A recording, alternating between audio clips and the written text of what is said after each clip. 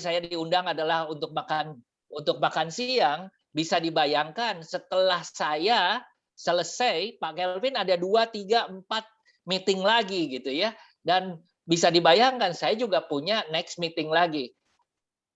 Fokusnya adalah bisnis. Tetapi di Bali ini fokusnya adalah holiday.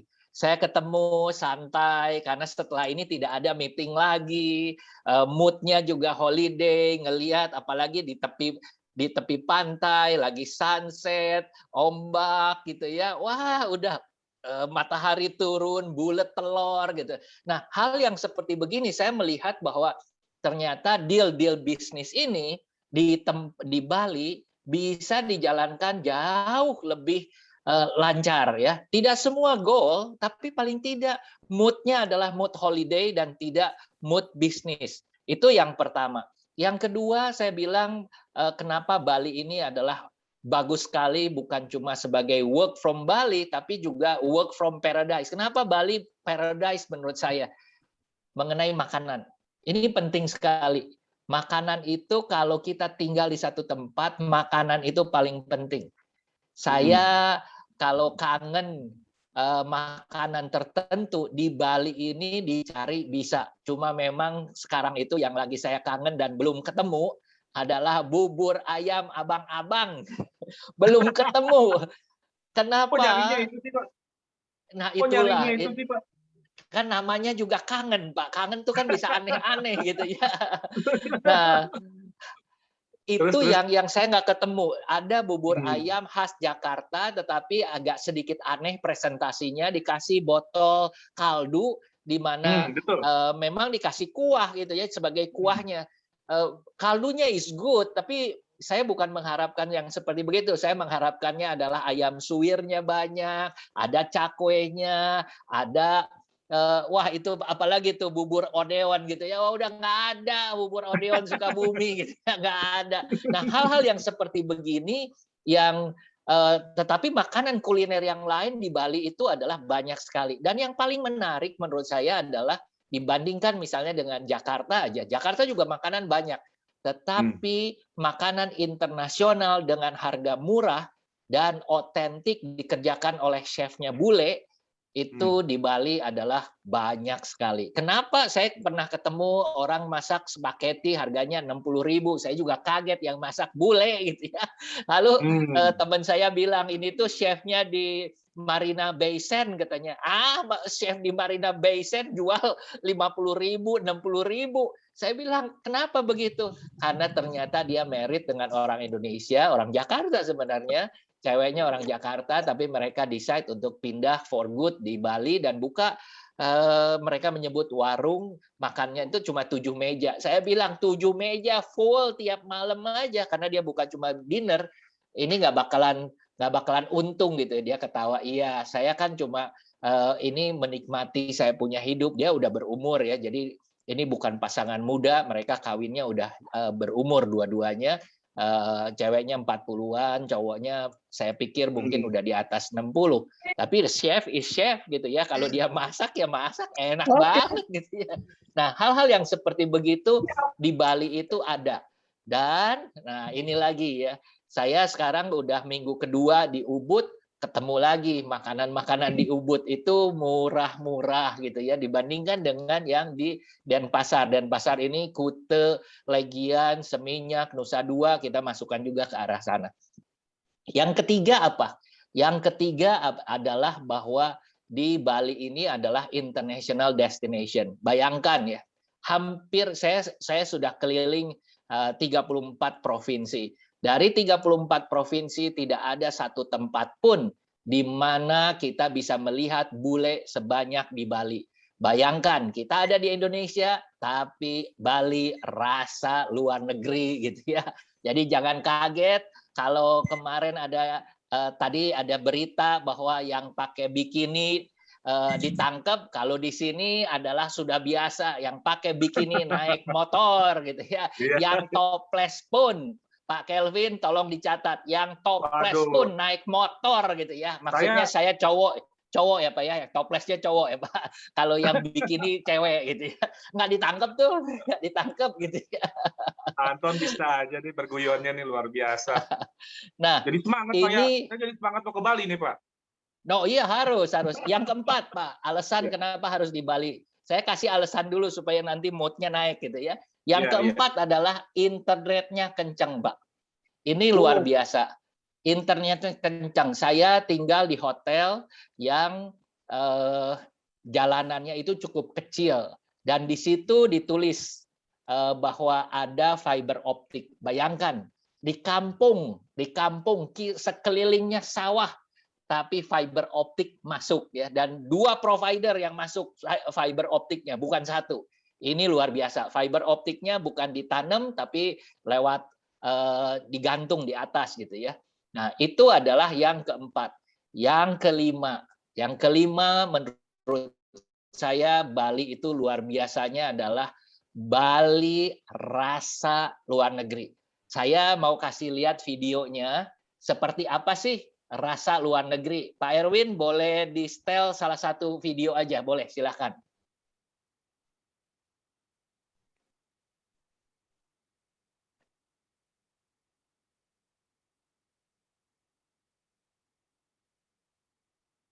Oke, silahkan.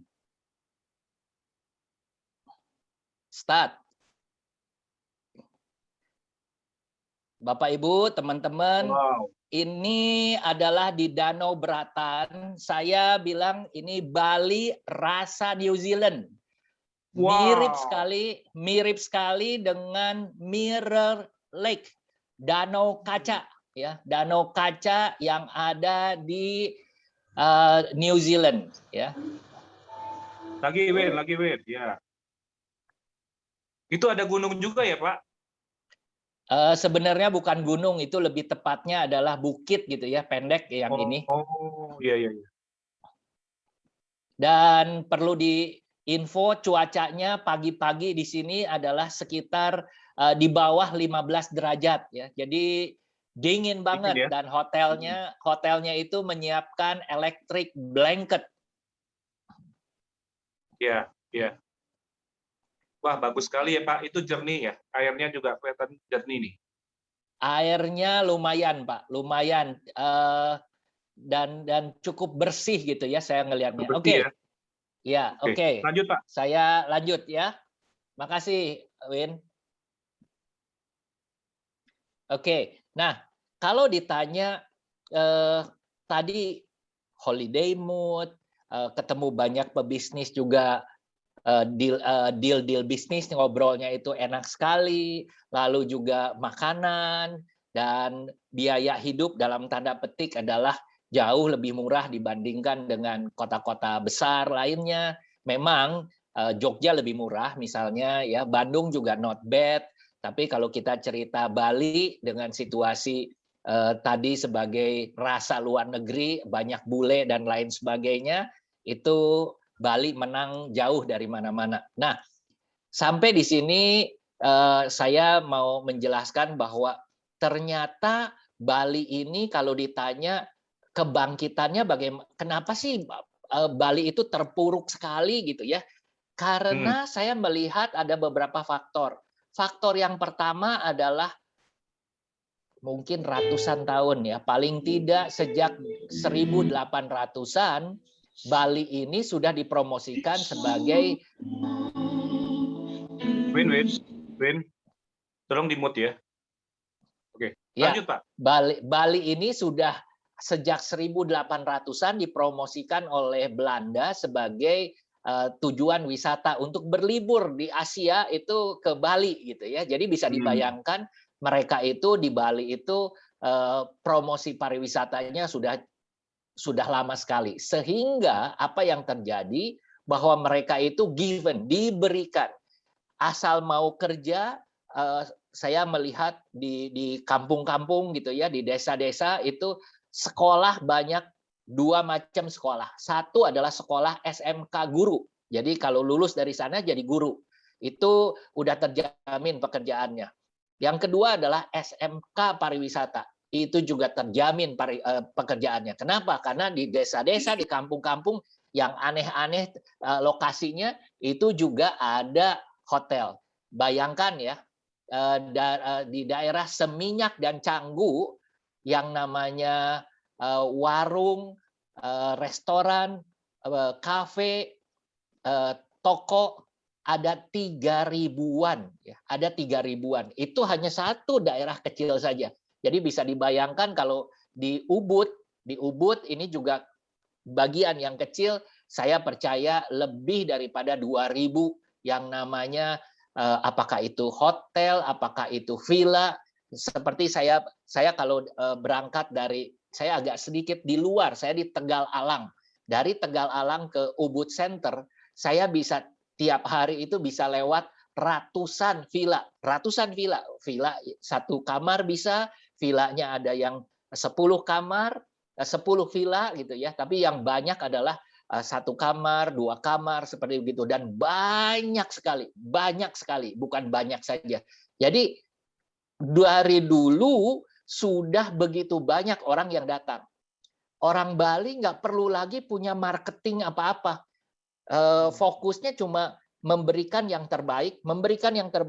Tadi saya mau menambahkan yang ke-6 adalah bahwa orang-orang Bali itu kondusif, rasa aman, tidak ada di sini yang demo-demo begitu ya.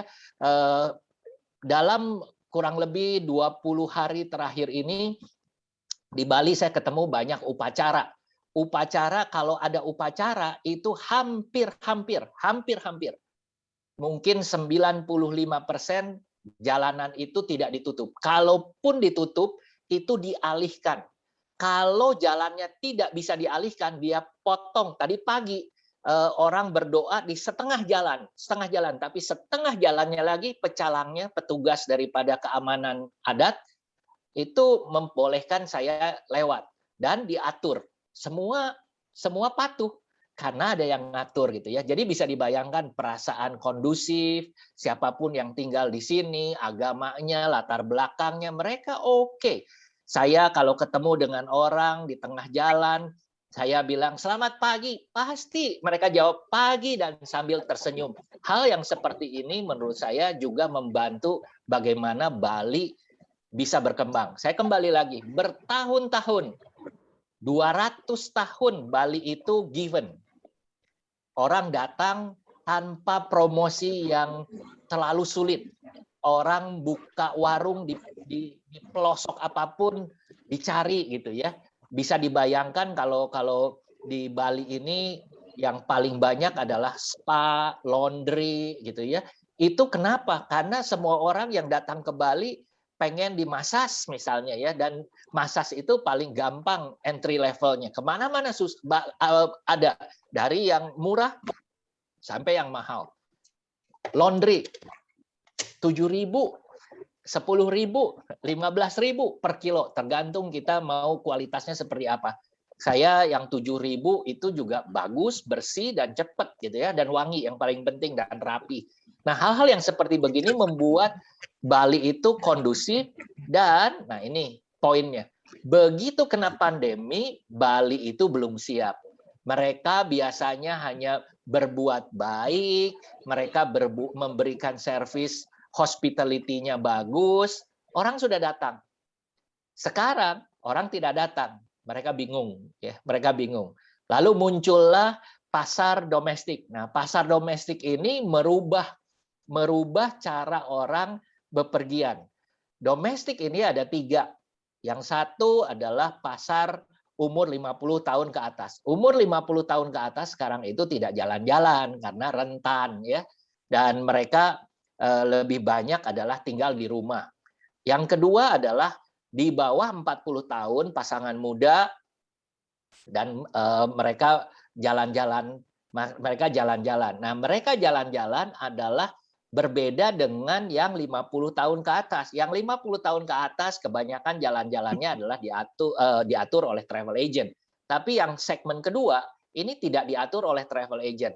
Ini menarik Bapak Ibu. Ternyata mereka pergi dari A ke B ke C itu berdasarkan Instagram temannya pergi kemana. Jadi mereka mau pergi ke tempat-tempat yang temannya pergi. Ada hal yang menarik, misalnya di Bali ini pasar yang paling besar di di segmen yang kedua ini, saya perhatikan sejak April sampai ke Juni kemarin ya. Juli ini nggak terlalu banyak orang yang datang. Ternyata mereka mempunyai kesamaan yang tadi saya katakan. Misalnya contoh, hotel yang paling banyak difoto di Bali adalah Apurva Kempinski. Kenapa? Karena semua orang yang ke Bali perginya pengen foto di sana. Ini luar biasa. Dan pembelajaran daripada Apurva Kempinski, hotelnya memang baru, hotelnya memang bagus, dan dia melaksanakan yang namanya empati marketing, strategi marketing, yaitu kalau kita datang ke Hilton, ke Ritz-Carlton, ke hotel mana saja, kalau kita datang ke sana harus bayar day pass. Mau berenang, bayar dulu. Biasanya 300.000 sampai 350.000, tapi dijadikan kredit untuk makan. Kempinski melakukannya terbalik. Selama pandemi ini, sebelum pandemi sama bayar, tapi selama pandemi ini mereka gratis, tidak bayar. Nah, luar biasanya dengan tidak bayar itu apa yang terjadi? Semua orang mempromosikan ke sana. Bayangkan ya, semua orang pengen foto di Kempinski. Tidak semua orang mampu untuk nginep di Kempinski karena harganya adalah kemarin itu terakhir adalah 3 jutaan, sekarang turun lagi ke 2,8 apa 2,6. Tapi bisa dibayangkan, semua orang welcome untuk foto, untuk berenang, dan termasuk untuk ke day beach club-nya. Dan yang luar biasanya, kita kan pikir ya, kalau mereka datang, yang diharapkan apa ya? Pasti berenang, pengen minum. Mereka juga sediakan free drink, mineral water. Yang di luar mineral water ya harus bayar. Nah, ini ternyata strateginya itu keren banget. Saya melihat tidak ada satupun hotel yang melakukan seperti ini, dan tidak ada satu hotel pun mampu melakukan ini. Karena kalau mau ditiru sekarang nggak bisa gitu ya. Apa yang terjadi? Okupansi yang paling banyak hotel yang orang nginep di Bali ternyata adalah Kempinski. Bisa dibayangkan Kempinski harganya 3 jutaan, hotel bintang 5 yang ada di Nusa Dua itu bisa harganya di bawah 1 juta, tapi okupansinya mungkin 20% daripada Kempinski. Bisa dibayangkan ya, begitu luar biasanya. Ini strategi yang menurut saya pembelajaran. Lalu bagaimana dengan tadi saya mengatakan kebangkitan pariwisata itu bagaimana? Saya melihat bahwa kebangkitan pariwisata di Bali akan dimulai dari domestik. Kenapa domestik? Nah, saya memperkirakan dalam 2 tahun ke depan sampai 2022, 1,5 tahun lah ya ke depan, itu kita keluar susah, orang asing keluar masuk juga susah. Kayak Pak Bun mau datang nggak bisa nih. Nah, kalau udah begitu bagaimana? Ya udah, kita aja domestik. Dari 2 segmen ini ada segmen yang ketiga. Dua segmen ini bisa traveling ke luar pulau. Tapi yang ketiga adalah segmen yang mereka takut jalan jauh-jauh. Bisa karena nggak mampu, bisa karena middle low, bisa juga karena satu dan lain hal. Tetapi ini adalah piramida yang paling besar di bawah. Mereka ada travelingnya yang deket-deket. Jadi kalau misalnya Pak Kelvin mau buka outlet gitu ya. Nah, ini outlet yang paling banyak adalah justru mereka yang traveling deket-deket. Deket-deket itu patokannya apa sih? Traveling antara 2 sampai 5 jam maksimum dalam 1 hari. Jadi kalau ditanya trennya ini sudah kelihatan sejak PSBB kemarin sampai ke bulan Juni bahwa orang-orang yang traveling ke Bogor banyak sekali, ke Puncak, ke Lembang, dan seterusnya. Orang Surabaya travelingnya misalnya ke Batu, Malang. Ini kelihatan sekali. Nah, dari sini saya melihat ada beberapa yang saya asumsikan sebagai kebangkitan. Bali ini banyak yang kita bisa lakukan. Tadi saya bilang ada yang namanya Bali rasa luar negeri ya. Nah, Pak Erwin, Coba setelin lagi video lagi nih. Video yang ketiga.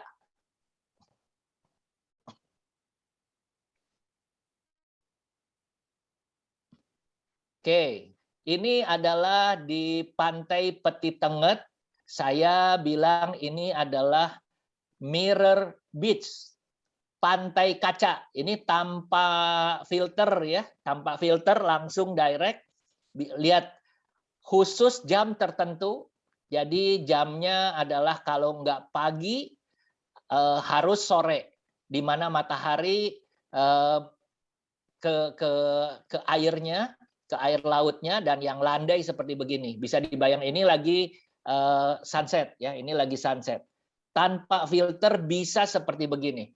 Dan tidak semua pantai bisa seperti begini. Hanya pantai-pantai yang landai, yang panjang, yang ada airnya. Bayangkan, ini adalah pada waktu saya mengatakan ini mirror beach, adik saya pengen datang ke sini, lalu bilang ke sopirnya pengen ke Mirror Beach dekat Seminyak. Sopirnya bilang nggak ada, gitu ya. Saya bilang ya kenapa nggak tanya ke Koko sih? Kalau tanya ke Koko, saya kasih tahu Mirror Beach itu adalah di Peti Tenget ya. Oke, thank you Pak Erwin. Next, Bali. Kenapa sekarang? Sebenarnya di bulan Juni Bali udah mulai naik ya. Memang yang jadi permasalahan adalah tidak terlalu banyak kenaikannya, tapi sudah memperlihatkan satu perjalanan yang mulai growth gitu ya, mulai meningkat. Nah, yang menarik menurut saya adalah di Bali ini saya sebagai bukan orang Bali dan saya melihat banyak sekali hal-hal yang menarik di Bali. Tadi saya ada video yang memperlihatkan seperti Mirror Lake di New Zealand. Barusan adalah Mirror Beach. Saya nggak tahu Mirror Beach mungkin banyak tempat gitu ya. Paling tidak itu seperti kaca. Dan yang menarik lagi adalah saya memperhatikan di zaman pandemi ini terjadi perubahan yang drastis. Orang datang ke Bali bukan lagi pergi ke objek-objek wisata. Mereka pergi ke bukan lagi seperti kayak ke Pantai Kute. Dulu hanya ke Pantai Kute, sekarang itu banyak sekali pantai-pantai lain yang bisa. Tetapi yang banyak dilakukan adalah safari kuliner. Jadi makan dari satu kuliner ke kuliner yang lain. Dan yang menarik lagi ya, saya melihat misalnya ada brand-brand bigul, babi guling yang sangat terkenal, dan itu terkenalnya adalah karena pasar daripada Jawa Timur dan Jakarta yang makan di sana. Saya setelah mencoba makanan bigul dari beberapa tempat yang lain, ternyata masih banyak yang lain yang lebih murah, yang lebih enak, dan menjadikan tadi tempat yang populer dikunjungi oleh dalam tanda petik orang-orang Jawa Timur dan orang-orang Jakarta ini menjadi sebenarnya pertanyaan kenapa? Tapi kembali lagi jawabannya, saya mau pergi ke sana, jadi traffic pariwisata itu agak sedikit berubah. Orang mau pergi ke sana karena teman saya makan di sana. Jadi kalau misalnya Pak Kelvin mau buka gado-gado boplo di Bali, make sure kalau perlu dikasih gratis. Orang Jakarta yang datang ke sana gratis. Biar dilihat sama temennya dan mereka datang gitu ya. Nah, karena ini strategi saya melihat ada satu Chinese restoran, saya sebutnya Chinese restoran karena yang masaknya adalah lebih kepada Chinese chef gitu ya. Bukan gaya Balinese, namanya Suporia, sup biasa, Suporia. Lokasinya adalah di daerah Canggu. Dia cuma punya 7 meja, tapi luar biasa sekali. 7 meja buka jam 11. Saya pertama kali datang ke sana sudah di warning, tolong datangnya pagian. Ternyata datang pagian itu bukan karena tempatnya saja terbatas, dan Antri bisa bisa antri, tapi juga tempat parkirnya masalah. Bayangkan udah di ujung, udah di Canggu gitu ya. Kalau yang pergi dari Kute ke sana bisa 1,5 jam gitu ya. Dan bisa dibayangkan tempat parkirnya juga susah, mejanya cuma 7 dan servisnya lama sekali. Di situ sudah di warning, ditulis jelas-jelas di situ. Jangan buru-buru. Mau pesawat berangkat kek, mau acara tur kek, pokoknya tidak boleh komplain. We serve you at our best, but don't push us gitu ya. Waduh, saya bilang keren banget. Berani nggak Pak Kelvin tulis di situ, orang datang, tolong ya kalau Bapak order gado-gado Boplo jangan minta cepat-cepat ya. Karena kita mempersiapkannya dengan begitu luar biasa, jadi bisa 30 menit. Saya Berani bilang loh, Pak. bisa kabur, Berani Pak. dong. Bisa Berani dong. kabur. Kalau di marketnya bagus di situ kayak Bali tadi dengan strategi marketing yang bagus. Nih Wah, kenapa ini lagi nih no longer has a limit, time limit. Aduh. Aduh, baru enak-enak. Terus gimana nih Erwin? Bisa lanjut? Erwin? Yes, no longer Lanjut has aja, lanjut. limit. Oh ya, Lanjut aja, Pak, lanjut. lanjut. Ya, lanjut. Nah, Oke ya. jadi saya melihat bahwa dan ini Suporia ini adalah adanya di lokasi Kampung Bule. Orang bule nggak makan Suporia ini. Yang makan Suporia ini adalah tamu-tamu dari Jawa Timur dan tamu-tamu dari Jakarta. Saya termasuk yang sampai sekarang itu sudah 3 kali mampir ke sana. Kalau ditanya, enak nggak? Enak sekali. Kapok nggak? Kapok nggak? Kapok. Mau pergi lagi nggak? Mau. Kapok nggak, Pak? Kapok. Tapi saya yang pertama datang 11 kurang seperempat, yang kedua saya datang adalah 10.30, yang ketiga saya datang jam 10. Bukanya jam 11. Jam 11. Bosnya belum datang. Yang buka dapur belum ada. Saya dipersilahkan untuk duduk. Kenapa? Saya mau parkirnya saya dapat. Karena jalan di sana sempit. Kalau nggak dapat parkir, saya harus parkirnya rada jauh gitu ya. Nah, ini adalah style promosi yang harus dilakukan yang seperti sekarang ini. Jadi seperti teman-teman yang lain mungkin yang punya bisnis, restoran dan lain sebagainya, yang namanya promosi di sosial media ini sangat-sangat bagus banget. Dan ini sangat berpengaruh. Orang pergi, kenapa harus makan di gado-gado Boplo? Bukan cuma karena enak, bukan cuma karena servisnya bagus, bukan cuma karena ini itu. Tapi yang poin yang paling utama adalah teman saya makan di Boplo dan bilang jempolnya 2. Nah, ini ternyata. Ya, ini yang sebenarnya membuat kenapa orang datang lagi. Nah, untuk membuat seperti begini, orang sudah tidak memperhatikan lagi. Kalau saya bilang, ada nggak yang bisa bikin lebih enak daripada gado-gado Boplo? Saya yakin ada. Pertanyaan adalah, saya mau makan gado-gado Boplo, saya mau pilih gado-gado Boplo atau pilih yang lebih enak? Saya pilih gado-gado Boplo, bukan karena saya kenal dengan Pak Kelvin, tapi karena saya merasa safety. Saya merasa aman.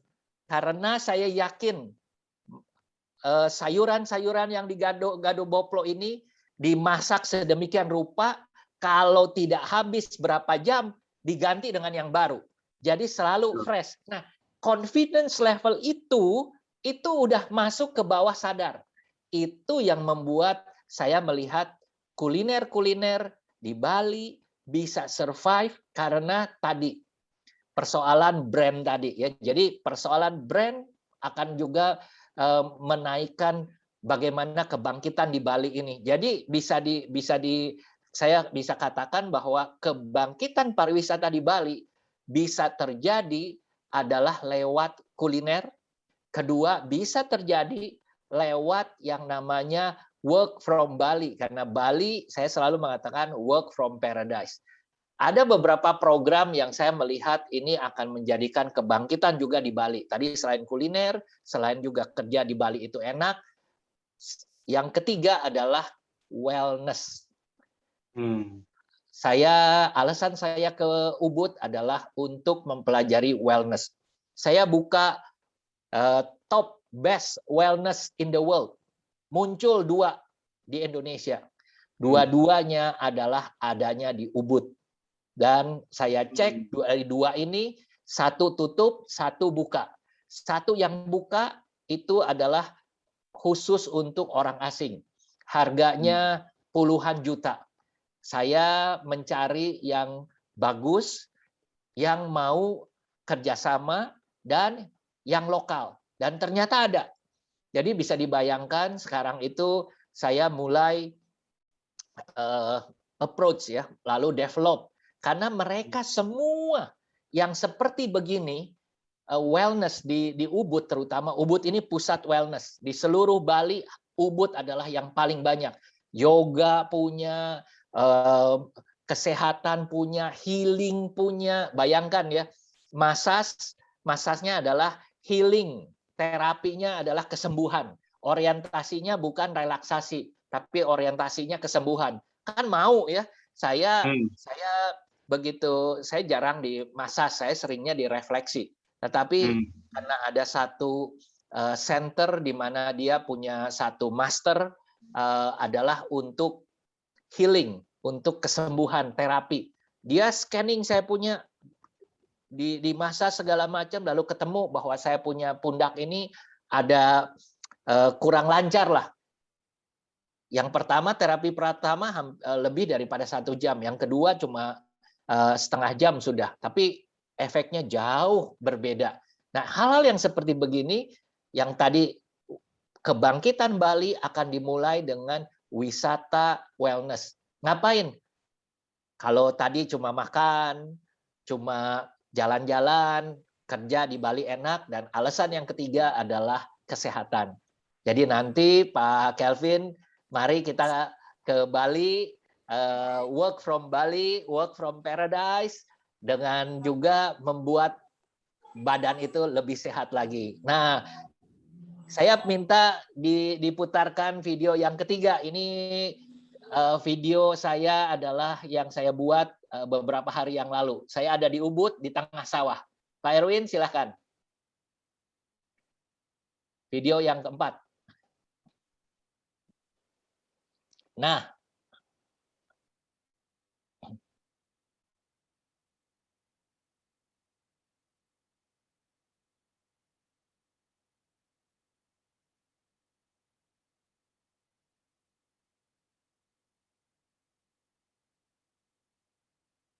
Suaranya, Win? mungkin nggak ada suaranya kali. Oh, Tapi nggak apa-apa. Ya, ini adalah sekitar jam 7 pagi. Jalan di sini, jalannya di tengah sawah. Namanya Jalan Cinta. Ya, Jalan Cinta, jalannya persis di tengah sawah. Jadi di Ubud ini ada Jalan Cinta, ada Bukit Cinta. Kenapa? Ya tempat Pak? pacaran lah. Kenapa Tempat pacaran. Kenapa? Oh, tempat pacaran. Ya, tempat pacaran gitu ya. Tapi bisa dibayangkan bahwa ya tentunya pagi-pagi jam 7 nggak ada orang yang pacaran lah, kecuali saya sama istri saya gitu ya. Tapi menarik. Bapak Ibu, ini yang membuat menurut saya adalah yang namanya wellness ini bisa dibayangkan. Di Bali ini udaranya sangat segar, sangat bagus, tidak ada industri, tidak ada polusi, dan yang luar biasanya di Ubud ini ada 2 yang saya senang pemandangannya, pemandangan sawah, dan satu lagi adalah pemandangan hutan ya. Hutan biasanya berhubungan dengan yang namanya sungai. Oke, Pak Erwin, thank you. Oke, sampai di sini dulu mungkin saya buka untuk tanya jawab ya, Pak Kelvin. Atau ya, Pak Kelvin ada pertanyaan? Ya, Pak, ini ada pertanyaan dari Bella Lim. Pak Anton, malam. Untuk camp Rizky ada paketnya yang stay beberapa hari juga ya? Dia nanya ini, Pak. Iya, jadi yang menarik, ini dia pertanyaan yang bagus ya. Tadi saya lupa ceritakan. Jadi di Bali ini ada tren baru yaitu orang yang datang ke Bali jarang sekali menginap 2 malam, 3 malam. Kalau dulu sebelum pandemi, Jumat, Sabtu, Minggu pulang, Jumat, Sabtu, Minggu pulang gitu ya. Kamis, Jumat, Sabtu, Minggu pulang. Sekarang itu mereka datangnya adalah lebih daripada seminggu. Ada yang 10 hari, ada yang 14 hari. Kenapa? Gara-gara PCR, gara-gara antigen, gara-gara ada biaya tambahan seperti itu. Sehingga orang datang ke Bali nggak mau dicolok-colok dalam 2-3 hari sekali gitu ya. Jadi mereka pergi lebih lama. Lalu apa yang terjadi respon daripada hotel? Jadi kalau kita menginap 4 malam, kita bayar 4 malam, kita bisa nginep 7 malam. Saya bayar 7 malam, saya nginep 30 malam. Bayangkan, ini hal-hal promosi yang terjadi seperti ini. Saya sekarang menginap di hotel namanya Kuwarasan. Kuwarasan ini kalau harganya normal per malam adalah 2 juta. Saya bayar untuk 30 hari, bayarnya 10 juta. Wow, bayangkan, murah banget, Pak. Ya, murah banget. Ya, jadi kalau 10 juta dibagi 30 hari, harganya kurang lebih 300-an. 300-an luas kamarnya, ya. Kalau bisa dilihat di Instagram saya, itu kamarnya itu luas sekali ya. 65 meter persegi. 60 gede. Bisa dibayangkan kalau misalnya ini sekelas bintang 5, cuma kamarnya memang sedikit ya. Jadi hal-hal yang seperti begini, dan ini hotelnya baru, hotelnya seger banget, baru banget gitu ya. Dan saya di sini udah kayak yang punya hotel. Kenapa? Yang nginep cuma dua. Mantap. Malam ini ada 5 kamar gitu ya. Biasanya cuma 2, 3, kadang-kadang 1. Saya bilang, yang nginep siapa? Oh, ada 1 kamar. Oh, saya doang dong. Iya, Pak. Karena saya nginepnya 30 hari. Nah, teman-teman, Bapak Ibu, tadi hotel di Bali sedemikian rupa berusaha untuk memberikan promosi. Saya bertanya kepada mereka, kalau kamar semua penuh dengan harga seperti sekarang, nutup ongkos nggak? Dia bilang nggak nutup. Lebih baik buka supaya kalau ada kerusakan bisa diperbaiki. Listrik lah, pipa lah, aliran air lah, got atau apa segala macam. Kalau ada orang yang tinggal, itu kan kalau ada kerusakan sedikit-sedikit kayak wastafel, mampet atau kurang lancar bisa dikasih tahu dan itu bisa diperbaiki. Itu untuk jangka panjang biayanya lebih murah dibandingkan kalau tutup. Berapa banyak yang tutup? Banyak sekali ya. Jadi kalau saya boleh info, yang namanya di Kuta dan di Legian 85% tutup. Tapi yang namanya di Seminyak, Sanur itu 85% buka. Kenapa? Karena bule senang tinggal di sana. Dan yang tinggal di Kuta Legian kebanyakan adalah harian. Tetapi yang tinggal di Seminyak itu kebanyakan adalah mingguan atau bulanan. Saya tinggal di Villa Seminyak, ada 7 villa dan 150 kamar. Yang 7 villa penuh terus. Yang 150 kamar paling diisi 1-2 kamar. Jadi memang trennya berubah gitu ya. Oke. Pak Kelvin. Ya, ada Pak Apta ya, pingin tanya nih tadi udah. Jadi silakan dibuka mic-nya. Silakan Pak Apta. Belum dibuka itu, masih unmute. Oke, sudah Pak. Ya, terima kasih Pak Kelvin. Senang saya satu WR dengan Bapak di grupnya Chef Lucky Wijaya. Saya dapat. Silakan. Terima kasih Pak Anton, terima kasih. Wejangannya luar biasa. Perkenalkan, nama saya Pak Apta dari Makassar. Saya orang Toraja. Saya seorang sosial pelaku UMKM, pemerhati pariwisata juga Pak. Luar biasa pemaparannya. Yang saya mau bilang bahwa jujur kami iri melihat Bali diberkati Tuhan ya, luar biasa. Seperti saya sepakat bahwa teman-teman di Bali tidak usah khawatir untuk marketing dan lain-lain, dan Ya jujur ini menjadi suatu webinar ini saya mengatakan sangat bersyukur bisa mengikuti materi-materi mendengar pemaparan Bapak. Nah, mungkin yang bisa saya tanyakan pada kesempatan kali ini Pak, izin mungkin out of context ya, kalau temanya kan tentang Bali nih, tapi tidak ada salahnya juga ya Pak ngomong tentang Tanah Toraja. Nah, Yes. Wow, silakan. kita berbagi ya kalau memang kalau memang dikatakan kira-kira kiat-kiat apa yang bagus juga yang kami lakukan di Toraja di dalam membangkitkan pariwisata Toraja ke depannya. Apalagi sebelum pandemi aja udah down, apalagi selama pandemi. Seperti itu Pak kira-kira. Mungkin itu saja Pak. Terima kasih. Tuhan berkati. Ya. Oke, terima kasih Pak silakan. Apta. Saya punya kesempatan beberapa kali berkunjung ke Tanah Toraja. Saya bisa katakan begini,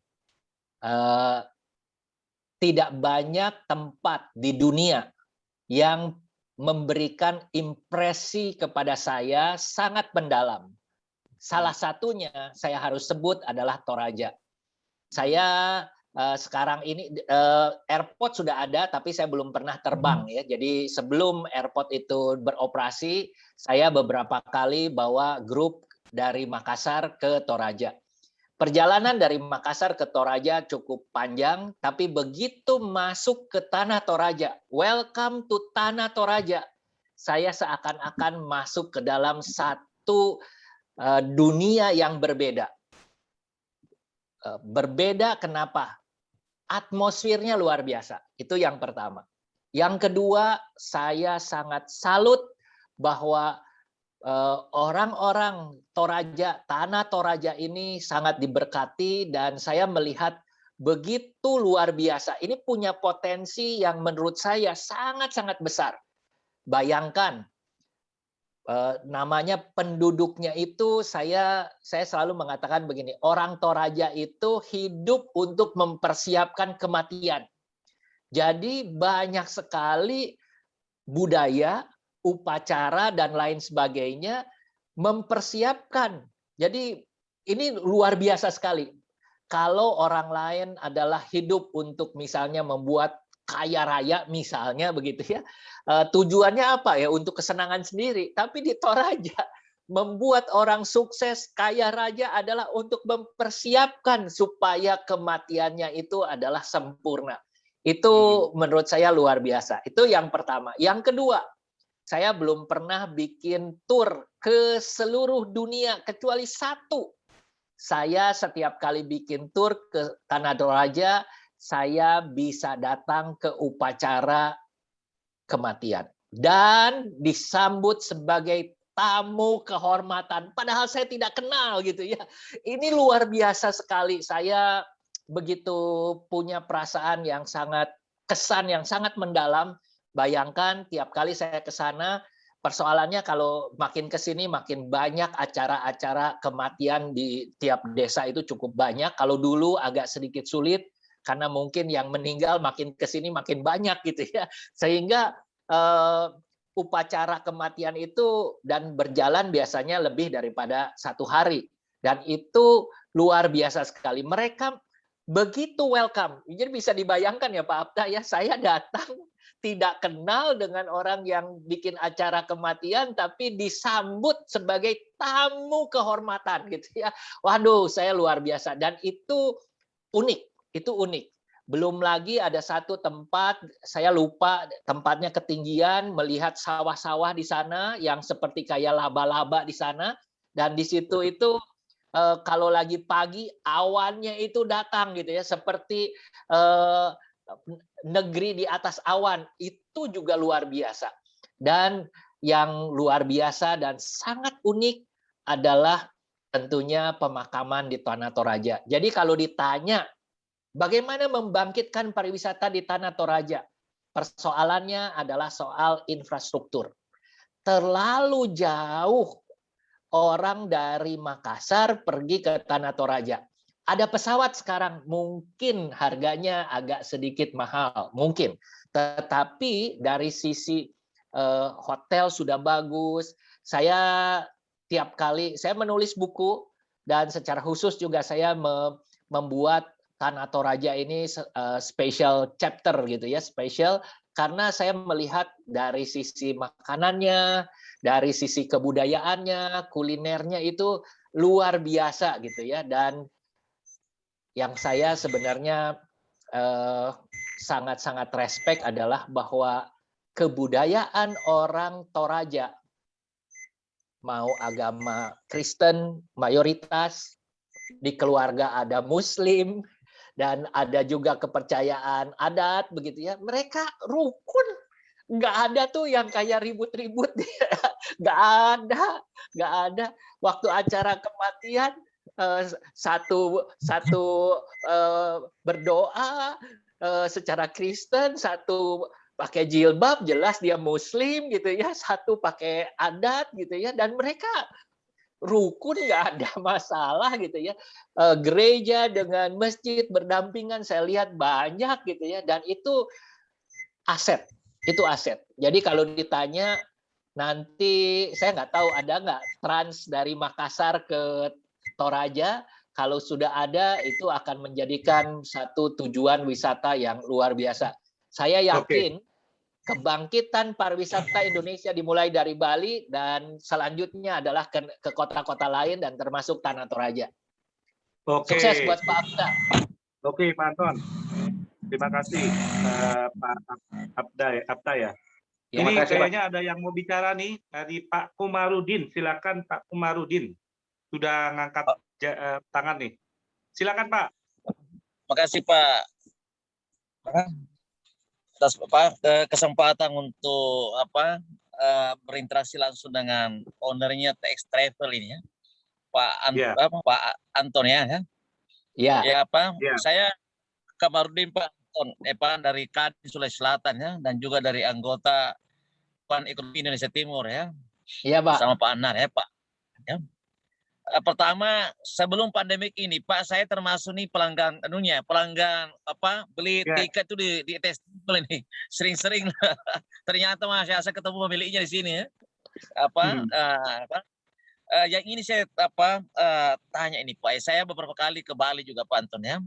Saya ini saya punya kampung halaman ini Pak, yang di Sopeng Sulawesi Selatan ya. Yang lebih dikenal juga kayak Bandungnya Pak Java ya, kalau Bapak. Sopeng itu mirip ini kayak dia. Nah, beberapa daerah saya pernah keliling di Pulau Bali itu ya, ternyata ya kayak tadi Bapak munculkan itu videonya Pak ya. Ini ya, saya lihat kalau di Bali itu Pak ya, tentang persawahan, betapa itu memikat itu untuk menjadi sarana promosi ya. Padahal di Sulawesi Selatan ini Pak, setiap hari ya kami ini selalu lewat pada pinggir sawah. Saya melihatnya ini Pak ya, saya kebetulan juga ini developer ya. Saya beberapa kali lihat ada perumahan yang promosinya justru itu selfie-nya ada di background sawah. Tadi juga Bapak tunjukkan sawah Pak. Bahwa ini mungkin mungkin perlu strategi Pak ya, bagaimana misalnya ini mendorong ya kayak di Sopes yang memang satu sentra pertanian di Indonesia ya, Sulawesi Selatan ya, bagaimana misalnya tadi mengoptimalkan tadi potensi tadi itu ya Pak, dengan membangun terkait dengan persawahan tadi itu ya Pak ya. Saya kira itu Pak tadi Pak Anton ya, yang saya Pak ya. Terima kasih Pak Anton. Makasih. Memang Bali ini terintegrasi. Persawahan bisa menjadi objek wisata karena mereka punya namanya organisasi Subak. Subak itu memang yang mengatur persawahan. Tapi bukan berarti di tempat lain tidak bisa melakukan hal yang sama, dan bukan juga berarti di tempat lain tidak bisa melakukan promosi. Menurut saya bisa ya. Ini hanya persoalan waktu, dan ada mungkin investor atau developer yang bisa juga memberikan promosinya ke sana ya. Developer dengan persawahan, siapa tahu bisa seperti itu. Oke, Pak Kelvin, ada lagi? Oke, silakan buat teman-teman kalau mau bertanya silakan ya, angkat tangannya ya. Pak Anton, sekarang saya mau bertanya nih. Kira-kira nih, kalau kita berkelompok nih, menuju mau travel ke Bali, kira-kira apa yang bisa kita harus persiapkan Pak? Dan kira-kira budget berapa nih yang menengah lah, yang jangan terlalu mahal, tapi kita udah bisa menikmati hotel yang cukup baik, bersih, dan memang nyaman gitu Pak. Silakan. Ya. Jadi yang pertama anjuran saya adalah bahwa untuk mendapatkan maksimum promosi itu sebaiknya adalah menginapnya jangan terlalu pendek waktunya. Ya, berapa lama tuh Pak? Seminggu minimum ya. Minimum. Kenapa minimum seminggu? Karena hotel-hotel ini banyak yang memberikan promosi dengan menginap 4 malam lebih murah daripada nginep 1 malam ya. Menginap seminggu lebih murah daripada 4 malam. Tadi yang saya mengatakan ada beberapa hotel yang mereka itu menurut saya ini seperti kayak mengkonversi, mengganti fungsi hotel menjadi kos-kosan. Ada beberapa hotel bintang 3 itu 1 bulan cuma bayar 2,5 juta, 3 juta, bayangkan. Ini murahnya keterlaluan gitu ya. Nah, kalau nginep semalam bayarnya berapa gitu ya. Nginep semalam itu bukan berarti 2,5 atau 3 juta dibagi 30 hari jadi 100.000, tidak. Mereka kalau nginep semalam adalah mungkin 500.000. Gitu. Jadi nginep lebih lama adalah mendapatkan harga promosi yang lebih baik. Itu yang pertama. Kedua adalah sekarang ini trennya pergi itu bukan berombongan 10 orang, 20 orang, tidak seperti itu lagi. Tapi perginya adalah dalam rombongan kecil-kecil. Mungkin kalau ke Pak Kelvin dengan mama, dengan anak seperti itu sekeluarga saja, sehingga bisa nyewa mobil.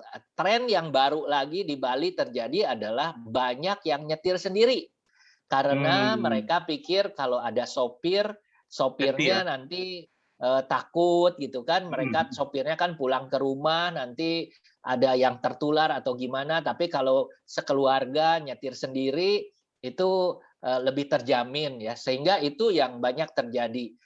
Pertanyaan kan kalau kayak Pak Kelvin kan nyetir juga. Jadi kalau di Bali bagaimana nanti tujuan, pakai ada Google Map, ada GPS, cukup oke. Cuma saya anjurkan kalau mau nyewa mobil jangan nyewa mobil yang gede gitu ya. Saya pertama kali pakai dikasih Fortuner, saya pulangin lagi 1 hari, dipulangin. Kenapa? Nggak bisa. Nggak nyaman ya? Jalannya sempit, masuk ke gang begitu, aduh nggak bisa. Lalu saya pakai Innova, buntutnya panjang, susah nikungnya lagi. Akhirnya sekarang Avanza, Pak. Avanza enak. Jadi pakai mobilnya yang kecil-kecil aja itu. Dan kalau ditanya sekarang ini kemudahan itu banyak sekali. Sebagai travel agent dituntut lebih kreatif. Karena sebagai misalnya Bapak pergi berempat, berlima, 1 mobil, semua itu bisa diatur sedemikian rupa. Mungkin nanya ke saya hotelnya mau promosi yang mungkin selama seminggu itu katakanlah yang biayanya sekitar 500-600 ribu, banyak Pak yang seperti begitu. Dan itu sudah bintang 4 ya. Malahan ada kalau mau harganya 800 itu di bawah 1 juta sudah bintang 5 di Nusa Dua. Jadi bisa dibayangkan sekarang itu murah banget. Lalu soal makanan tinggal googling aja, mau makan di mana gitu ya. Dan mengenai rute segala macam udah bisa pakai GPS. Jadi kemudahan ini merubah cara bisnis travel agent. Saya sebagai dalam tanda petik senior di dunia travel harus putar otak bagaimana menjual yang tidak bisa Pak Kelvin dan teman-teman lakukan gitu kan. Kalau nggak bisa baru lewat travel agent. Kalau bisa, kenapa harus lewat travel agent? Dan itu adalah yang membuat kenapa nanti kompetisi sesama travel agent menjadi lebih ketat. Iya. Oke. Pak Anton, jadi kira-kira tujuan yang paling bagus tuh ya, saya kan waktu tahun kemarin ke Canggu ya, itu memang kelihatannya sepi dan begitu banyak minimarket juga tutup. Ya banyak betul memang Pak Anton bilang itu bule doang itu. Pakai bikini naik motor. Nah, gimana nih kita kalau buat keluarga itu yang paling cocok itu kemana tujuannya ya Pak Anton? Saat di Bali ini luar biasa sebenarnya Pak. Kalau Bapak suka pantai, itu yang namanya pantai selatan dari barat sampai ke timur itu panjang sekali pantainya. Jadi itu banyak. Saya berasal dari Sukabumi, walaupun lama tinggal di Jakarta, saya senang tempatnya yang dingin. Nah, saya di Ubud itu lebih suka karena tempatnya adem. Tapi kalau ada yang lebih suka dingin lagi, itu harus ke Bedugul. Bedugul lebih dingin lagi. Tapi saya nggak begitu suka karena dinginnya agak sedikit sampai nusuk ke daging gitu ya. Nah, kalau Bapak senangnya di mana? Nah, itu yang difokuskan. Tapi ada dua tempat yang menurut saya sekarang lagi hit.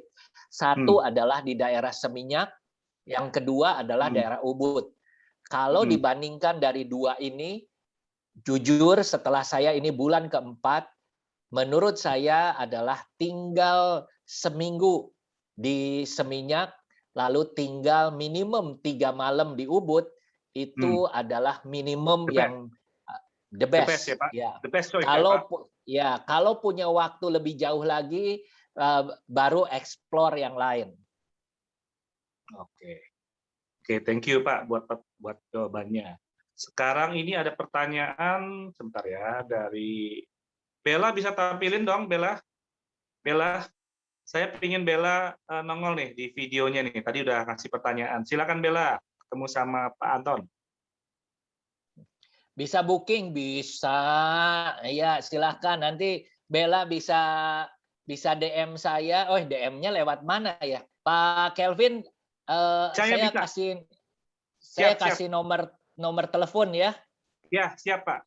Siap. Ya, saya tulis di sini nomor WA saya adalah 0816. Teman-teman silakan mencatat kalau butuh 883 998 ya. Silahkan, ini nomor WA saya, Instagram saya adalah Anton Teddy, boleh juga. Ya, jadi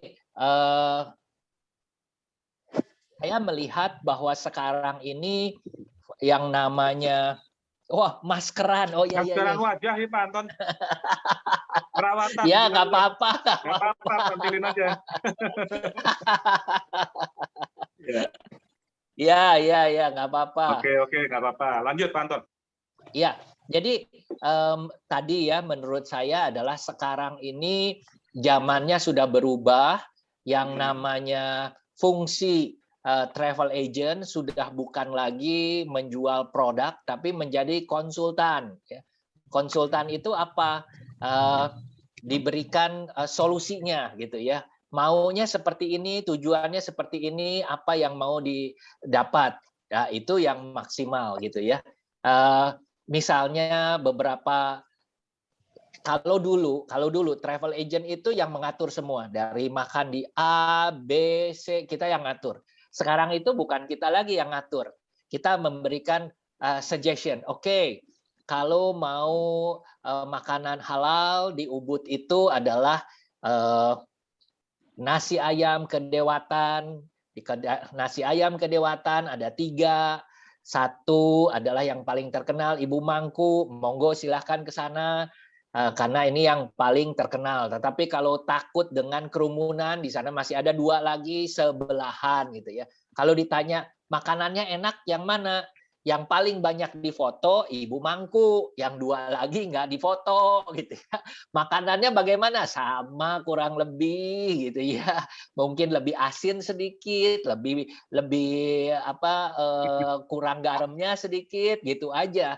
Tetapi tadi kekuatan brand, semua taunya adalah nasi ayam kedewatan itu adalah Ibu Mangku. Ada juga kemarin saya ketemu Sun, warung Sun.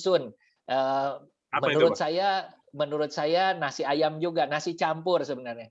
Ini adalah presentasinya yang menarik. Bayangkan nasi campur biasa adalah 1 piring, ini 1 nampan ya. Kenapa pakai nampan? Dia pakai pincuk-pincuk.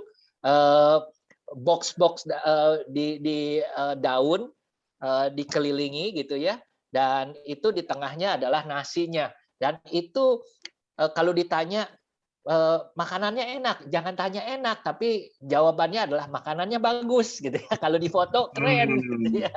Nah, ya kan yang penting itu gitu ya. Silahkan lihat di Instagram saya, banyak ide-ide yang saya lihat yang aneh-aneh, yang bagus-bagus. Dan tentunya kalau mau ke IG-nya namanya apa, Pak Bali, Anton? lalu kenapa? IG-nya namanya Pak IG-nya apa? namanya Anton Teddy, sama seperti Nah, jadi teman-teman tahu di ya, Zoom. Anton Ya, seperti Teddy. di Zoom ya. Ya, Anton Teddy, THEDY. Nah, yang Oke. menarik lagi adalah kalau Pak Kelvin tadi tanya kalau ke Bali seminggu, terus yang murah, yang budget, yang bagus dan lain sebagainya, ada satu lagi. Ya. Apply buka rekening tabungan di BPR Lestari. Bukan karena saya sebagai konsultannya, tapi memang ini adalah promosi yang bagus banget. Bayangkan ya, misalnya tadi saya makan di Pison, itu didiskon 22%. Keren kan? 22%, dan 22%-nya itu bukan diskon dari Pisonnya, tapi diskon dari BPR-nya. Kita buka tabungan, ya kita buka tabungan minimum berapa? Minimum Rp100.000, tapi kan harus transfer pakai transfer QR gitu ya, kayak QRIS lah, kayak BCA begitu. Ini BPR Lestari, ya tentunya kita nggak mungkin nyimpen 100.000 itu makannya ke Pison gitu kan, nggak mungkin. Pison ini adalah coffee shop yang paling terkenal di Ubud. Semua orang kalau ke Ubud harus ke Pison, bukan lagi ke Bebek Bengil, sebelahnya Bebek Bengil. Kenapa Bebek Bengil dan bebek tepi sawah sekarang mulai berkurang dikunjungi oleh orang Jakarta atau orang Surabaya? Karena di Jakarta dan Surabaya sudah ada. Oh iya. Itu makanya kalau menurut saya ini menarik lagi. Banyak makanan Bali, kuliner Bali buka di Jakarta tidak berhasil. Saya nggak ngerti kenapa. Tetapi kuliner Jakarta atau luar Bali buka di Bali berhasil. Nah, jadi Pak Kevin boleh punya planning buka di Bali gitu ya. Di daerah mana itu Pak yang saran dari Bapak? Nah, kalau soal saran dan lain sebagainya itu nanti Japri. Nah, oke. Pak, ada pertanyaan. Karena itu details. Pasarnya, pasarnya orang Denpasar bukannya di mana? Pasarnya domestik luar ini di mana gitu? Tadi ada pertanyaan lagi ya? Iya Pak, saya bacakan ya Pak dari Pak Arab DDB. 2 tahun yang lalu saya pernah ikut paket tour MotoGP Sepang from TX Travel. Keren servisnya. Kapan dibuka lagi paket serupa Pak Anton? Ntar nyusul Mandalika tuh. Iya.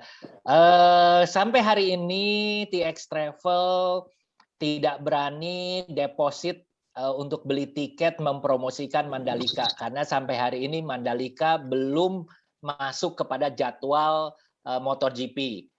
Menurut saya kemungkinan besar adalah Mandalika batal. Ya, menurut saya itu hanya pribadi saja. Tapi kalau terjadi pun belum tentu kita bisa ke sana. Belum tentu ya.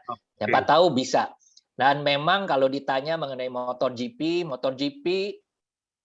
TX Travel adalah mengirim tamu yang nomor 2 terbesar di dunia ke Sepang.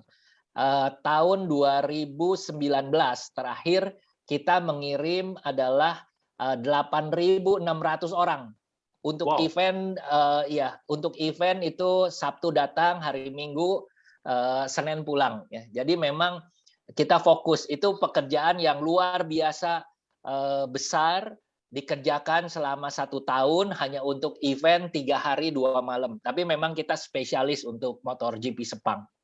Sudah bertahun-tahun sih, ya. Oke. Pak, ada pertanyaan lagi Pak Anton. Pak Anton, ada info cruise kapan lanjut ya dari Handri Wijaya? Monggo. Iya, cruise ini sudah jalan di Singapura. Jalannya adalah 3 malam dan 4 malam. Problemnya adalah kalau orang Indonesia ke Singapura, di karantina 3 minggu dulu. Pulang dari Singapura ke Jakarta, di karantina lagi 8 hari. Jadi karantinanya sendiri 4 minggu, naik cruise-nya 3 malam atau 4 malam. Saya pikir nggak ada yang mau. Nggak ada yang mau itu. Iya, biaya karantinanya berkali-kali lebih mahal daripada biaya naik kapal pesiar. Saya sebenarnya sedang negosiasi kepada operator daripada cruise untuk membawa cruise-nya ke Indonesia aja. Kalau cruise-nya jalan di Indonesia kan nggak perlu karantina. Iya, ya. Oke. Sip. Ada lagi yang mau bertanya nih? Jadi Pak Anton. Iya, Pak Kelvin, saya boleh nanya ke Pak Kelvin. Gua boleh dong. Gantian sekarang. Dari Januari tahun ini sampai Lebaran, dibandingkan dengan Juni, apakah ada sesuatu pertumbuhan? Kalau dari bisnis resto kami, Pak Anton, terus terang dengan adanya PPKM begini kan drop-nya tuh luar biasa. Itu kan Juli ya? Itu Juli. Ya, pokoknya. Jadi sebelumnya masih bagus, udah mulai recovery. Tapi recovery-nya tuh pelan-pelan, Pak Anton. Tidak cung gitu ke atas ya, tapi pelan-pelan. Namun setelah adanya PPKM mikro itu terjun bebas. Terjun bebas. Sisa ada yang 20%, ada yang 10%. Tapi saya bersyukur Pak Anton, puji Tuhan ya dengan adanya kita melakukan pivot Pak Anton dengan kita bikin bumbu. Bumbu itu luar biasa sekali. Jadi tadi pun kita sudah lihat ya ada acara yang gercepin gerak cinta produk Indonesia yang untuk diekspor itu loh. Dan udah dihadiri oleh Kemenparekraf tadi Pak Sandiaga Uno ya. Jadi Mas Menteri. Ya, Mas Menteri dengan kerjasama dengan Gorita. Jadi saya bersyukur Pak Anton dengan adanya pandemi ini ternyata bumbu saya itu melalui dari perusahaan yang namanya Gorita itu bisa luar biasa sekali ininya. Sampai tadi CEO Gorita tuh bilang, saya sendiri tidak menghitung berapa pack yang terjual, tapi CEO Gorita itu berkata sesuai dengan data kami itu 5.700 pack per bulan bumbu gado-gado Boplo itu diterbangkan ke Australia. Dan saya sendiri, tadi istri saya bilang saya sendiri juga tidak ngitung berapa. Karena memang pertumbuhannya tuh luar biasa Pak Anton. Jadi sekarang rasanya saya tuh udah malas untuk buka resto. Yes. Karena investasinya tuh luar biasa yang harus dibutuhkan. Udah gitu kita juga mesti monitor karyawan kita ya. Kadang-kadang juga bisa dicipuain, dikibulin dengan Anton tahulah bisnis restoran kelihatannya sangat-sangat simpel, tapi di dalamnya setelah kita jalankan itu pasti rumit, sangat rumit. Jadi ya puji Tuhan Pak Anton kita bisa bertahan. Dan memang saya selalu sharing di sosmed saya, di Kelvin Hartono Facebook dan IG itu selalu saya sharing. Saya ini termasuk orang yang terinspirasi oleh Pak Anton Teddy yang melakukan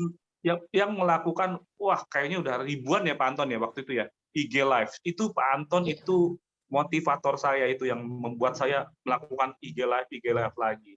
Dan sekarang ini saya mau bangkit lagi, mau bikin IG Live lagi karena memang kemarin kita juga ada yang ya jadi kurang bersemangat lah untuk melakukan IG Live. Tapi saya sekarang mau melakukan lagi dengan mengundang orang-orang yang di luar dari kategori bisnis Pak Anton. Jadi saya tadi senang sekali udah bisa melihat, tadi lihat sawahnya aja senang banget gitu ya, sambil ngecas ini Pak Anton ya. Jadi orang yang ngecas itu bukan cuma makanan doang, tapi ngelihat tempat-tempat seperti itu kita kan tiap hari ngeliatin bisnis Pak Anton.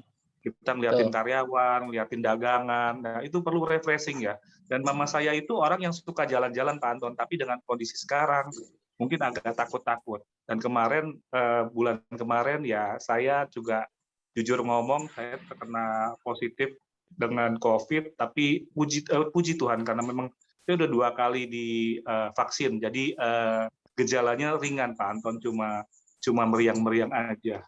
Dan kami bersyukur kami bisa lewatin, karena karena waktu itu kita juga divaksin karena anak saya ABK ya Pak Anton ya, anak yang pertama saya kan anak berkebutuhan khusus, jadi kami dapat fasilitas untuk divaksin duluan, dan itu memang saya bersyukur banget karena memang benar-benar program pemerintah itu harus diikuti ya teman-teman ya. Vaksin ya vaksin lah, jangan ngeyel-ngeyel gitu loh, karena memang kalau udah kena setengah mati Pak Anton ya. Jadi itu tadi sharing saya Pak Anton. Jadi ya teman-teman, saya juga minta teman-teman juga bisa doain saya supaya bumbu saya bisa go internasional lebih-lebih lagi, karena kita yang momen sekarang ini sangat tepat sekali Pak Anton ya, di mana kita mau merayakan 17 Agustusan, kita juga bisa punya produk makanan kuliner Indonesia bisa benar-benar go internasional, artinya kita membawa bendera-bendera kita. Kenapa kuliner kita masih belum tertinggal? Kenapa kuliner kita tertinggal jauh? Karena mungkin salah-salah kita sendiri Pak Anton, kita masih PD-nya makan kuliner-kuliner luar negeri, lebih merasa prestis. Dan mungkin ini sekarang adalah momennya untuk kita cinta makanan Indonesia. Kemudian kita juga bisa dan kita juga bisa bawa makanan kita. Salah satunya adalah bumbu gado-gado Boplo, itu bisa go internasional. Puji Tuhan Pak Anton, udah 6 negara yang kita masuki, kita jajah Pak Anton. Jangan cuma kuliner luar saja yang menjajah kita, tapi kita harus masuk ke sana, Pak Anton. Iya. Dan sekarang saya launching produk baru, yaitu bumbu rujak. Saya luar biasa, saya terkesima dan luar biasa. Ternyata animonya juga mantap banget, Pak Anton.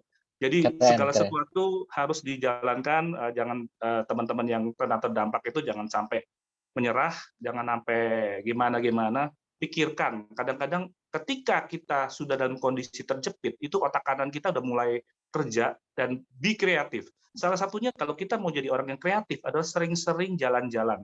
Ya Pak Anton ya? Waduh, itu Pak, kreatif loh.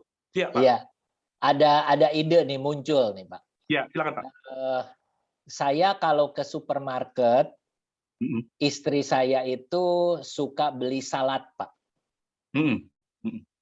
Istri saya beli salad, karena suka beli salad, saya beliin bumbunya. Saya beliin bumbunya. Istri saya nggak suka Pak. Istri saya tetap suka beli saladnya, jadi di pack saladnya. Yang sudah ada apa sih namanya Pak? Bumbunya itu apa namanya? Dressing ya? Dressing Pak. Dressingnya, ya dressing betul. Nah, maksud saya idenya nih barusan muncul. Yang Bapak bikin kan dressingnya Pak, bumbunya itu dressing. Betul. Kenapa Bapak nggak bikin juga tadi gado-gadonya? Saya nggak tahu apakah ini ada tingkat kesulitan tertentu atau bagaimana, karena sekarang itu banyak yang bisa dikolaborasi ya. Ada apa hidroponik, ada ini, ada itu. Nah, mungkin jadi, Bapak bisa kerjasama. Jadi Bapak kan Bapak bikin bumbunya, ya. Bapak bikin bumbunya. Cari partner yang bisa menyiapkan sehingga yang dijual itu adalah bentuknya. Saya misalnya contoh sekarang saya mau gado-gado Boplo. Saya punya bumbunya, berarti saya harus beli sayur-sayurannya. Iya. Kenapa salad itu kalau saya mau makan salad, saya nggak perlu beli sayur-sayurannya, Pak, karena saya beli satu pack salad. Ini salad A, ini salad B, ini salad C. Ya. Itu mungkin sekedar ide, karena yang menarik lagi nih Pak, ini selama saya di Bali, saya muncul beberapa ide khusus untuk kuliner. Jadi di Jakarta itu ada beberapa yang reseller menjual kuliner-kuliner dari Bali. Lalu saya mulai telusuri beberapa kuliner di Bali itu dalam supply ke satu reseller per minggu itu 1.000 porsi, Pak. Menurut saya luar biasa sekali karena yang dia kirim adalah satu porsi babi guling bigul tidak termasuk nasi. Lalu dia sampai di Jakarta, harganya adalah 60.000 dari Balinya. Sampai ke Jakarta dengan ongkos kirim dan untung dan juga nasi, dia dibuka lalu dihangatkan, dikasih nasi, dikirim, itu dijual 100.000. Dan dia mampu menjual spesifik kuliner ini 1.000. Dan dia punya 30 macam. 30 brand yang dia punya. Dan yang menarik lagi, dia punya 15 distribution center. Jadi seperti Bapak tahu kalau yang namanya online ya Pak ya, online itu kan mungkin ada radius berapa kilometer. Jadi kalau Bapak buka di A, radius A itu saja. Bapak di Z nggak bisa, kecuali Bapak search ke A lalu ngirim gitu kan, jauh sekali. Ongkirnya menjadi mahal. Nah, dia buka 15 di Jakarta. Dan itu opportunity baru. Nah, bisa dibalik kan sekarang. Kalau ada pikiran yang di orang Jakarta pengen makanan Bali, nah sekarang dibalik. Bapak mencari reseller terbuka, reseller di semua kota besar Indonesia gitu ya. Wah, keren, Pak. Ya, jadi itu menurut Pak Anton, jadi sayur-sayurannya disiapkan, dibeli dengan orang-orang yang menyiapkan ya maksudnya ya. Jadi kita kolaborasi. Ya, jadi Bapak mereka siapkan sayur-sayurannya sendiri gitu, nanti bumbunya saya supply gitu ya. Boleh Pak Anton, buat di Bali tuh boleh tuh. Buat bule-bule sekalian kita juga berpromosi dengan produk kita, produk Indonesia. Thank you Pak Anton. Sebenarnya buat bule agak sedikit susah Pak. Ya. Saya memperhatikan bahwa bule itu tidak mau makanan yang dia tidak familiar ya. Di sini komunitas, di sini salah satu komunitas yang besar adalah orang Rusia, Pak. Di Ubud ada satu tempat 300 kamar diisinya adalah satu kompleks Rusia semua. Saya nanya mereka itu kerjanya ngapain? Ternyata fokusnya kepada Bitcoin, Pak. Komunitas Bitcoin dari Rusia. Luar biasa, luar biasa. Mereka tuh suka makanan apa tuh Pak kalau yang dari Rusia, Pak? Makanan Rusia, Pak. Bukan makanan. Iya, makanan lokal mereka makan itu. Jadi orang komunitas Itali makanannya Itali. Makanya di sana komunitas-komunitas dengan makanan-makanan khas mereka itu tumbuh berkembang. Sebenarnya yang paling mudah jualan itu adalah ke orang Indonesia, Pak. Kalau Bapak jualan ke bule itu perlu edukasi yang lama. Tapi kalau Bapak jualan kepada orang Indonesia, gado-gado boplo. Kalau ada yang nggak kenal, Pak, itu salahnya orangnya, Pak. Bukan salahnya Pak Kelvin. Tadi ada yang mau tanya? Ya, silahkan. Silakan, ada yang mau tanya? Silakan. Dibuka ininya. Oh, ini Pak ini Mumut, Bapak atau Ibu nih dari Toraja Utara. Monggo silakan. Silakan. Monggo, silakan dibuka kameranya. Pak Mumut, silakan bertanya. Siap, terima kasih Pak ya. Salam kenal Pak Anton, Pak Kelvin ya, saya Mumut dari Toraja Pak. Ya, salam kenal. Ya.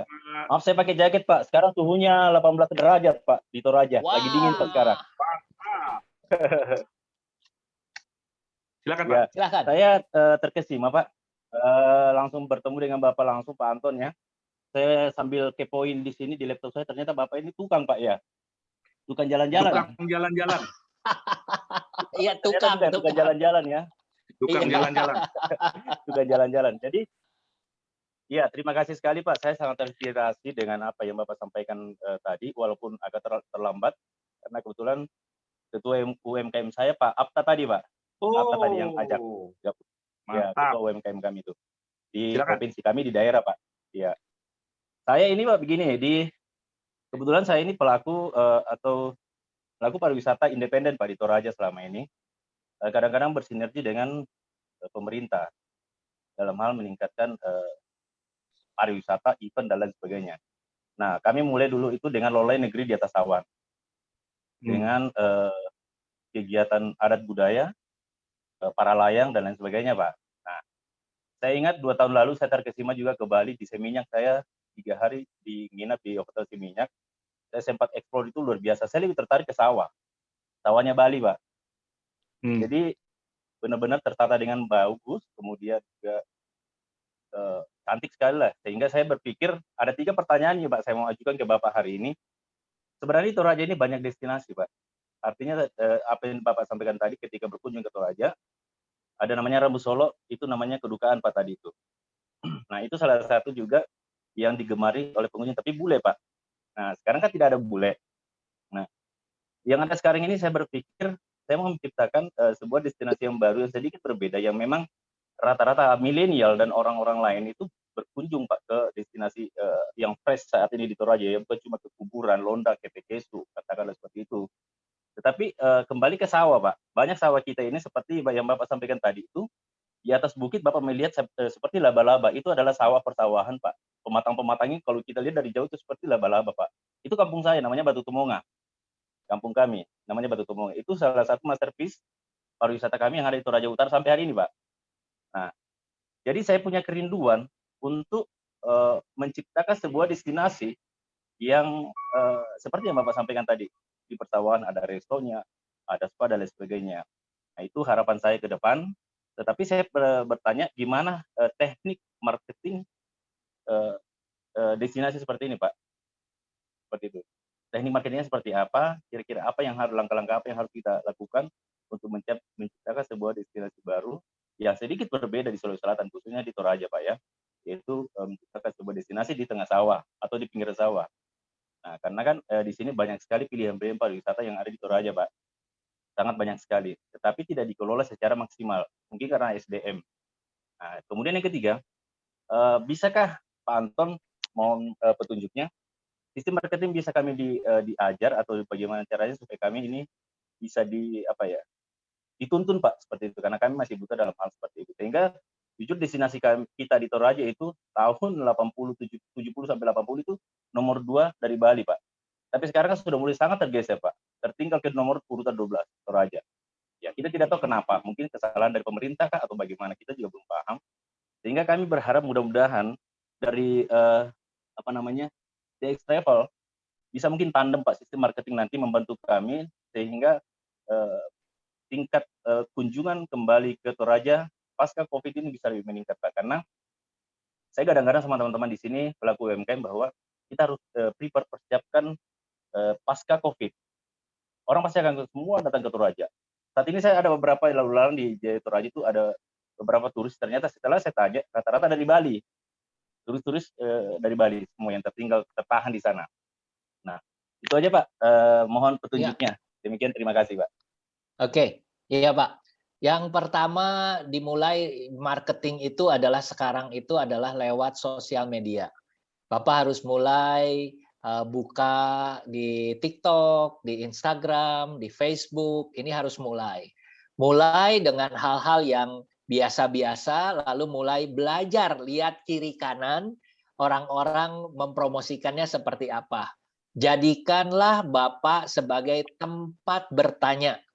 Tempat bertanya, Bapak setiap kali dengan respon yang sungguh-sungguh, respon yang cepat, untuk memberikan jawaban. Jadi kalau ditanya itu adalah bukan mengatakan kalau Pak Anton datang ke Toraja silahkan cari saya. Bukan lagi seperti begitu. Tapi dibalik, kalau Pak Anton ada pertanyaan, saya akan bantu untuk menjawab. Jadi memberikan value-nya dulu. Positioning, bikin Bapak sebagai tempat bertanya. Dari tempat bertanya, orang akan respect. Bapak akan dijadikan sebagai, oh ini pusat informasi itu ada di Bapak. Nah, Bapak bikin Instagramnya itu adalah sebagai tempat bertanya. Itu yang pertama. Yang kedua, kenapa Toraja ini turun urutannya? Saya percaya sekarang itu urutan yang namanya prioritas pariwisata, Toraja tidak ada, 10 Bali baru, Toraja juga tidak ada. Dan kalau ditanya kenapa, saya melihat beberapa hal. Yang pertama adalah infrastruktur kepada Toraja. Sekarang sudah ada pesawat ya, tapi kembali lagi, saya melihat perlu positioning. Dulu Toraja ini unik, lalu sudah ada aksesnya. Dibandingkan dengan misalnya pergi ke Labuan Bajo, dulu sangat-sangat sulit. Sekarang ada solusinya, bahwa di Labuan Bajo itu berwisatanya pakai kapal pinisi gitu ya. Nah, ini adalah solusi yang tidak pernah ada dulunya. Kalau ke Toraja tetap aja seperti itu misalnya. Sekarang sudah ada pesawat. Yang kedua adalah selain tadi infrastruktur, yang kedua adalah memang perlu dipromosikan terus-menerus. Siapa yang bertugas untuk mempromosikan? Sebenarnya adalah pemerintah daerah, tapi jangan mengharapkan mereka lah. Silahkan Bapak dan teman-teman menjadi pusat informasi. Seringkali saya selalu mengatakan tuh begini, alasan saya berbagi informasi, kenapa? Karena yang saya mau kembangkan adalah tujuan wisatanya. Begitu tujuan wisatanya maju, bukan cuma saya saja yang mendapatkan keuntungan, tapi saya mau semua mendapatkan keuntungan. Ujung-ujungnya bagaimana? Saya membuat satu seperti kayak sekarang. Di Instagram saya tiap hari ceritanya adalah kalau lagi di Ubud, Ubud. Kalau lagi di Seminyak, Seminyak. Kalau lagi di pantai, di pantai. Kalau lagi di gunung, di gunung. Saya menjawab semua pertanyaan, mau hotel yang bagus, menurut saya apa. Dan saya memberikan jujur. Kalau ditanya, ada keuntungan nggak? Nggak ada. Di awal saya tidak mendapatkan keuntungan apapun. Tapi semakin saya membantu, ternyata berkat juga datang, Pak. Orang punya level kepercayaan kepada saya semakin lama semakin tinggi. Nah, ini juga yang harus Bapak lakukan, bahwa membuka pariwisata, mempromosikan pariwisata di Toraja bukan tugas sendirian, tapi tugas bersama-sama. Semakin banyak orang mempromosikan, semakin mudah. Dan kalau sudah ada orang yang datang, percayalah, itu akan tidak bisa dibendung lagi. Saya sudah keliling ke seluruh Indonesia. Kalau kita cerita Toraja tidak sesulit infrastrukturnya yang ada di Papua. Ke Toraja masih lebih mudah dibandingkan misalnya ke Wamena. Jadi kita harus ngelihat ke bawah, masih banyak yang lebih sulit. Tapi kalau kita ngelihat ke atas, waduh, kita sudah nomor 12. Tapi jangan lupa, masih ada yang sudah 30 lebih gitu ya. Jadi yang luar biasanya, modal pariwisata Tanah Toraja sangat besar, unik Pak, unik. Ini yang luar biasa. Banyak cerita-cerita. Nah, kekuatan promosi pariwisata adalah dari cerita. Bapak harus mulai dengan cerita. Kenapa pintu utama dari rumah orang Toraja selalu menghadap ke utara? Masih begitu ya Pak? Masih Pak. Ya. Masih, ya. Terbit matahari dan tenggelam matahari, ya. Yes, itu yang masih saya terkesan sekali. Dan itu luar biasa menurut saya. Dan cerita-cerita yang menurut Bapak adalah hal yang biasa buat kami dari luar Tanah Toraja. Ini adalah cerita luar biasa. Jadi tadi menurut saya ya tiap hari Bapak posting mulai lebih serius lagi behind the scene. Tadi saya melihat pesawahan seperti laba-laba. Bapak bisa cerita lebih detail lagi karena itu kampung Bapak. Itu ya. Jadi kurang lebih seperti itu. Infrastruktur menurut saya satu-satunya yang sekarang mungkin problem adalah karena perjalanan 1 hari. Kurang lebih sekitar masih 6 jam atau 7 jam Pak dari Makassar? Ya, 8 jam naik bus. Tapi kalau pesawat sekarang sudah 1 jam, Pak. Ya, 1 oke. jam. 8 Ya, jam sekitar dengan 400, bus ya. 400 lebih lah, Pak. 400 lebih ya. Oke, ya. Itu Dari Makassar menurut ke saya Toraja sekarang. ya, Satu lagi, menurut Pak. saya Satu itu lagi, Pak, tidak mohon maaf. terlalu ya, silakan. Ya, TX Travel ini apakah sudah pernah ada tamu ke Toraja, Pak, atau hanya di Bali saja kah, atau bagaimana, Pak? Informasi.